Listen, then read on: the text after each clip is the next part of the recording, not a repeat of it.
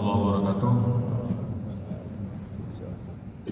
Alhamdulillah wa syukurillah wa la hawla wa la quwwata illa billah. Asyhadu an la ilaha illallah wa la syarikalah wa asyhadu anna Muhammadan abduhu wa rasuluh. Salatullah wa salamu ala Rasulillah Sayyidina Muhammad ibn Abdillah wa ala alihi wa sahbihi wa man tabi'a hudahu ila yaumil qiyamah. Amma ba'du. Ya ayyuhal hafidhun usikum wa nafsi bitaqwallah faqad faza muttaqun. Qala Allah ta'ala fil Qur'anil azim wa huwa asdaqul qailin. Ya ayyuhalladzina amanu taqullaha haqqa tuqatih wa la tamutunna illa wa antum muslimun. Sadaqallahul azim. Bapak-bapak dan hadirin sekalian, jamaah salat zuhur Masjid Agung Al-Arab yang saya hormati, alhamdulillah kita panjatkan puji dan syukur kepada Allah Subhanahu wa taala yang telah menganugerahkan kepada kita kenikmatan yang luar biasa, nikmat iman Islam, sehat walafiat, hingga pada hari yang ke-5 ini di bulan suci Ramadan tahun 1445 Hijriah kita masih diberikan kesempatan oleh Allah Subhanahu wa taala untuk menata kembali kehidupan kita, khususnya tahammul kita kepada Allah Subhanahu wa taala, hubungan kita dengan Allah dan hubungan kita dengan manusia, hablum minallah dan hablum minan nas. Yang mudah-mudahan semakin hari di bulan suci Ramadan ini semakin bertambah kebaikan dan meningkat iman dan takwa kita kepada Allah Subhanahu wa taala. Hadirin sekalian, dalam ibadah saum saya mengutip satu qaul dalam kitab Ihya Ulumuddin pada juz pertama halaman 34 kalau tidak salah, kata-kata Imam Al-Ghazali tentang masalah ibadah saum. Yang intinya dalam pembahasan tersebut disebutkan bahwa tingkatan atau derajat orang-orang yang berpuasa itu dosa di bulan suci Ramadan itu ada tiga macam. Tinggal barangkali kita masuk ke macam yang mana. Yang pertama adalah shaumul khusus, disebutnya shaumul khusus, atau mungkin dari awal dulu, yaitu shaumul awal. Yang kedua shaumul khusus, yang ketiga shaumul khususil khusus. Dikutip oleh ulama-ulama yang lain, yang pertama shaumul awam, yang kedua shaumul khawas, yang ketiga shaumul khawasil khawas. Ada yang dikutip demikian, tapi dalam kitab Ihya Ulumuddin adalah seperti itu, yaitu shaumul awam, shaumul khusus, dan shaumul khususil khusus. Kita kupas satu persatu agar kita dapat menempati pada posisi yang terbaik dalam ibadah saum kita. Sebab memang dikhawatirkan prediksi Rasulullah SAW dalam sebuah hadisnya, kam min shaimin laisa lahu min siyamihi illal ju'a wal 'atsy. Banyak sekali orang-orang yang melakukan ibadah saum puasa tetapi tidak dapat apa-apa, laisa lahu min siyamihi, tidak dapat apa-apa dari ibadah puasanya. Tidak ada manfaat baik secara zahiriyah maupun batiniah. Termasuk juga yang dijanjikan oleh Subhanahu wa taala tentang pengampunan, kecuali dia hanya dapat ju' wal 'atsy, haus dan lapar saja. Nah, boleh jadi ini apa yang disampaikan Imam Al-Ghazali ini adalah merupakan bagian dari tingkatan-tingkatan yang tadi. Yang pertama tadi disebut shaumul awal. Beliau mengatakan adalah kaful batni. Di antaranya adalah shaumul awam itu orang-orang yang puasanya kategori orang awam atau shaumul awam itu hanya menahan dari perutnya saja, perut dan seksualitasnya, dia dapat menahan itu. Jadi kaful batni saja, yaitu hanya menahan tidak makan, tidak minum sejak terbit fajar sampai terbenam matahari. Artinya ya secara fikih itu sah hukumnya memang. Saum seperti itu secara fikih sah, asal tidak melakukan hal-hal yang membatalkan puasanya sendiri. Yang kita tahu yang membatalkan puasa kan ada makan, minum, hubungan seksual suami istri lah, memasukkan sesuatu ke dalam lubang-lubang, dan seterusnya. Ada beberapa hal yang kita sudah tahu semuanya barangkali, dan itu dihindari semuanya, sah secara fikih. Tapi boleh jadi secara pahala dia tidak dapat apa-apa. Kenapa? Karena memang belum terjaga hawasinya atau panca inderanya. Matanya tidak terjaga, lisannya tidak terjaga, kupingnya tidak terjaga. Maka itu masuk dalam kategori tingkatan somul awam atau somul umum. Awam itu orang kebanyakan, mungkin diantaranya kita. Yang kita hanya memang sejak pelajar kita lakukan itu, tidak makan, tidak minum, dan hal-hal membatalkan puasa. Sampai nanti pas saat berbuka puasa. Kemudian yang kedua adalah saumul khusus, puasanya orang-orang tertentu. Bahwa kafusami wal basari wal lisani wal yadi wal rijli wa sa'il jawarihi anil azam, yaitu tidak hanya menahan tidak makan, tidak minum, tidak hubungan seksual di siang hari, tapi dia sudah mampu juga menahan atau menjaga, mengendalikan pendengarannya, penglihatannya, lisannya, tangannya, kakinya, dan seluruh anggota tubuhnya dari perbuatan-perbuatan maasi atau perbuatan-perbuatan maksiat. Kita kadang-kadang mata kita tidak terkontrol, apalagi jangankan yang masih usia muda, yang sudah usia tua saja kan, hari itu tempo tu omanya so eta mau ningali sesuatu yang memang menarik lah menurut hati kita, hawa nafsu kita, kadang-kadang melotot begitu kan, juga pedang terkejam-kejam. Kita sudah melakukan perbuatan maksiat mata kita, atau mungkin kita sering melihat gambar-gambar atau mungkin film-film di HP kita yang sesuatu yang tidak layak untuk dilihat dan tidak boleh untuk dilihat atau haram untuk dilihat. Dengan alasan itu, kamu jangan gambar iyo itu bukan amat gitu. Bila aku jangan haram, sama saja ketika membangkitkan birahi itu akan menghapus. Sebab dalam hadis lain Rasul menyampaikan ada 5 perkara, kamu bisa tumpuk itu siang. 5 perkara yang menghancurkan, menghapus pahala puasa. Seperti yang sudah disampaikan beberapa mubalik mungkin. Yang pertama adalah al-kidbu. Kidbu itu dusta, bohong. Bohong itu sekecil apapun, bohong itu ya dosa, bohong lah. Itu. Kira-kira aku udah ketik bohong, aduh sama baik, gitu kan? Supaya lo meminta jajan bawahnya. Ketika anak kecil kita, papa, mama, minta uang buat beli anu. Minta. Pada ayah kecil. Ayana kantong, ayana kaos kaki. Kadang-kadang kita suka dusta.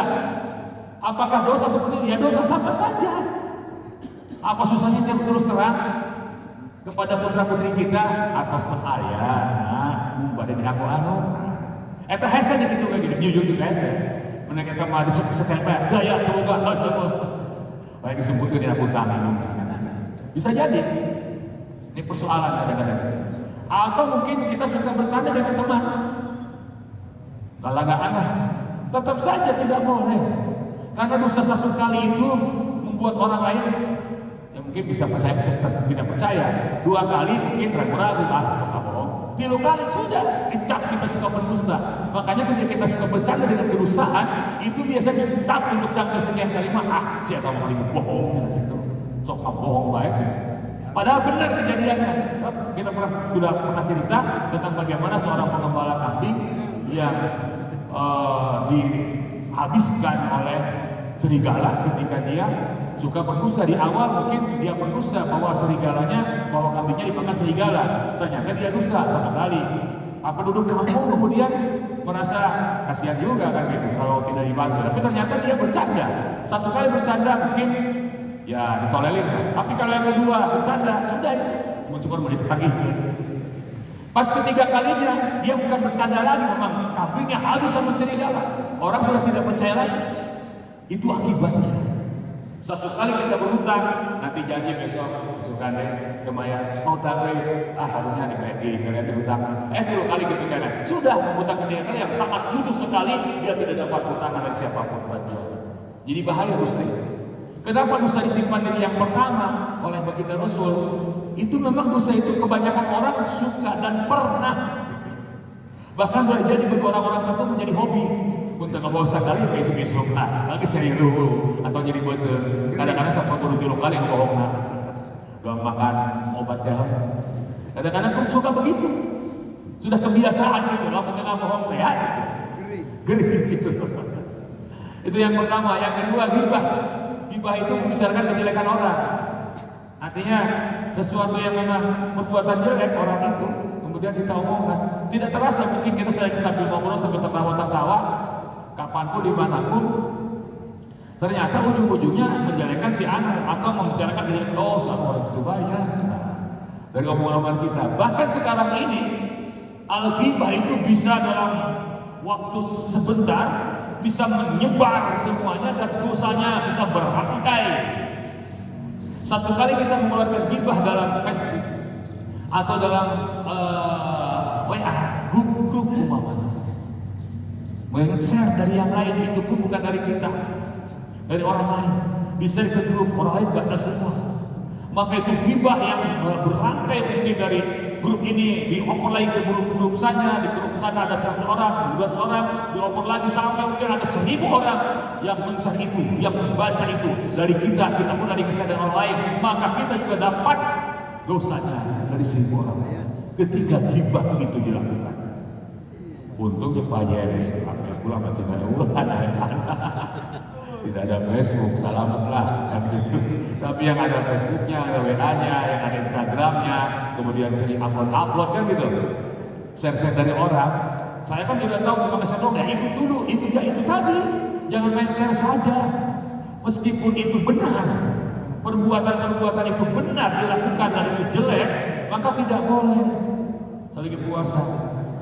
Sebab sekarang ini ada supaya diviralkan, biar viral. Kalau itu memang tidak ditangani secara hukum kecuali harus diviralkan dulu. Mungkin ada sesuatu yang mungkin dalam keadaan darurat atau tubih mahdzurah. Kalau itu tidak segera disampaikan, sebab umpamanya dalam tanda kutip sudah dilaporkan tapi tidak ada penanganan khusus. Nah, harus perlu diviralkan dulu baru ditangani. Setelah ramai baru ditangani. Kalau tidak ramai tidak ditangani umpamanya di sono bukan di sini. Ya mudah-mudahan kita tidak begitu kan. Jadi setiap ada keluhan tangani gitu kan. Itu ketika tidak ada respon dari masyarakat, ya hehe baik janganlah anggap kebelah masalah nanti. Tapi ternyata bagi orang tertentu masalah besar dari keluarganya. Tapi tidak ada penyelesaian umpamanya secara hukum. Nah ini perlu diviralkan umpamanya itu menyangkut masalah kejelekan seseorang. Nah ini persoalan ada 2 hal. Di satu sisi kita tidak boleh ghibah, tapi di sisi lain kita ingin menyelamatkan orang atau memberi bantuan kepada orang. Tidak ada jalan lain kecuali diviralkan. Itu ad-darurah. Dalam kondisi tertentu diperkenankan, meskipun itu seperti tadi. Coba tidak ada jalan lain.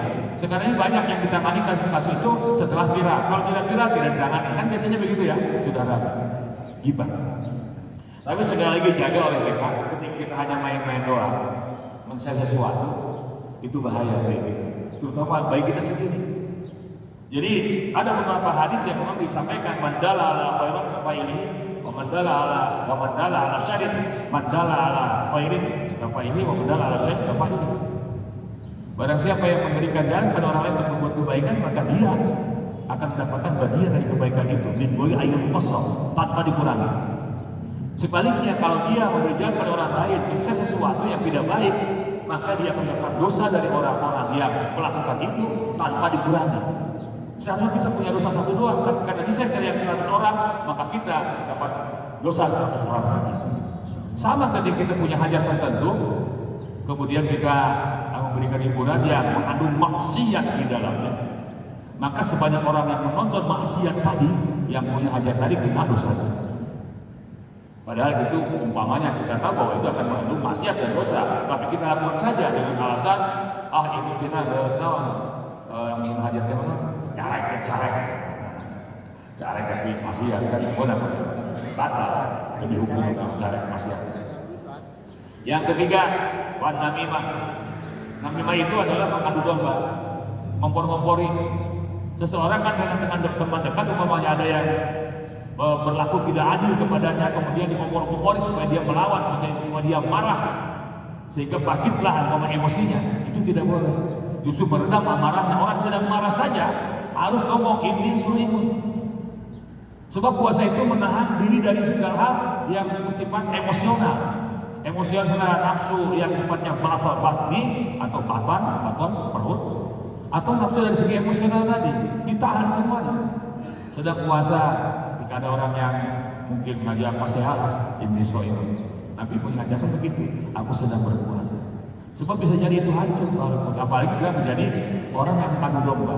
Itu yang ketiga. Yang keempat, kemudian al-yaminul ghamus, sumpah palsu. Sumpah palsu itu adalah dia bersumpah untuk menutupi kebohongan, atau mungkin dia bohong lagi kan, atau mungkin dia disumpah di pengadilan untuk bersaksi sesuatu. Karena dia jadi saksi kunci umpamanya, tapi yang dia katakan tidak benar, dia sengaja dibuat saksi palsu umpamanya. Padahal bukan saksi dan dia tidak tahu apa-apa, tapi dia bersumpah untuk itu. Hati-hati, hancur pahala puasanya. Yang kelima, nah ini wan-nadru bisyahawat. Yang tadi saya sampaikan, buka-buka gambar-gambar, kemudian bangkitlah syahwatnya, gitu. Karakter selfie, kok pada kedua-duaan antara laki dan perempuan. Gesek-gesekan, kalau gitu kan, gonceng-goncengan. Ini bahaya. Jadi sesuatu hal yang membangkitkan birahi dengan pandangan kita atau dengan perbuatan kita, tangan kita, itu semuanya kalimat itu an-nadru bisyahwat, melihat dengan syahwat. Bungkus kolot iya sih. Tidak ada urusan kolot yang orang itu dari begitu bahaya. Cep ini nanti ambil sekolah istri ini apa itu mungkin aki-aki kan biasa. Jadi 5 hal ini masuk dalam kategori yang seharusnya dia menahan itu, tapi dia tidak tahan, maka masuk dalam kategori shaumul awal. Maka ketika dia sudah bisa menahan semuanya membatalkan pahala puasa, maka dia masuk dalam kategori shaumul khawas, yakni dia masuk dalam kategori orang-orang yang khusus, yang sudah bisa menjaga lisannya, lidahnya, kemudian penglihatannya, tangannya dan kakinya dari perbuatan-perbuatan maksiat dan dosa. Yang ketiga, shaum khususil khusus. Apa itu? Shaumul qalbi anil habib diniyati wal dunyawiyati wal afkari dunyawiyati wa kafu amma siwallahi azza wa jalla bil kulliyati. Inilah tingkatan orang khusus, orang istimewa. Jadi dia tidak hanya berpuasa dari apa yang tadi membatalkan puasanya, tidak hanya berpuasa dari seluruh panca inderanya, tapi juga kolbunya. Kolbunya itu dia tidak pernah lepas daripada zikrullah. Karena dia ketika berpikir sesuatu yang di luar zikrullah, dia sudah anggap batal puasanya. Seperti berpikir tentang duniawi, berpikir hanya buka mobil anyar.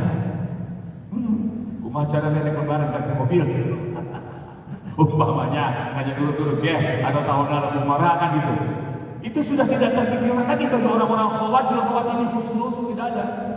Karena dia menjaga hatinya supaya tidak tercabang dua dengan hawa nafsunya. Sebab kadang-kadang ada di antara kita, termasuk kita barangkali kita mempertuhankan Allah, tapi kita mempertuhankan hawa nafsu kita.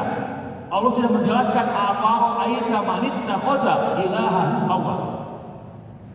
Tidakkah kau melihat banyak di antara sekian banyak orang itu yang menjadikan hawa nafsunya sebagai ilahnya, Tuhannya. Dia mempertuhankan Allah, menyembah seperti kita. Tapi ternyata hawa nafsu kita suka mengendalikan kita. Untuk Allah hanya sedikit waktunya. Itu pun waktu sisa lagi. Gesbiak itulah perkara-perkara gitu kan. Kau mau sesuatu yang mengecewakan atau tidak, atau mungkin sedang mencoba uji, agar kita mau ingat ke pangeran. Ada kesenangan betul sama sekali kan, semua udah baik. Seperti itulah kadang-kadang kita. Nah, oleh karena itu minimal kita pada tingkatan yang kedua lah, shaumul khusus. Artinya tidak hanya sampai kepada tidak makan tidak minum, mudah-mudahan Allah berikan kekuatan juga kepada kita agar kita mampu menjaga panca indera kita dari hal-hal yang haram, agar ibadah puasa kita tidak hanya mendapat lapar dan haus, tapi kita akan masuk kategori orang-orang mendapat pengampunan dari Allah Subhanahu wa taala sesuai dengan Rasul man shoma ramadanan imanan wahtisaban ghufira lahu ma taqaddama min dzambi. Mudah-mudahan Allah berikan kekuatan kepada kita semua, saudara kita, keluarga kita, juga diberikan anugerah hidayah oleh Allah Subhanahu wa taala agar senantiasa mensucikan dirinya, mensucikan bulan Ramadan ini, dan kita mampu mencapai derajat ketakwaan di sisi Allah Subhanahu wa taala sesuai dengan tujuan ibadah saum itu sendiri. Amin ya rabbal alamin. Sekian terima kasih, dan kita bersama dengan doa ala hadina wa muliyatin sholihah. Al-Fatihah. Bismillahirrahmanirrahim. Alhamdulillahirabbil alamin arrahmanir rahim maliki yaumiddin. Iyyaka na'budu wa iyyaka nasta'in. Shiratal mustaqim. Shiratal ladzina an'amta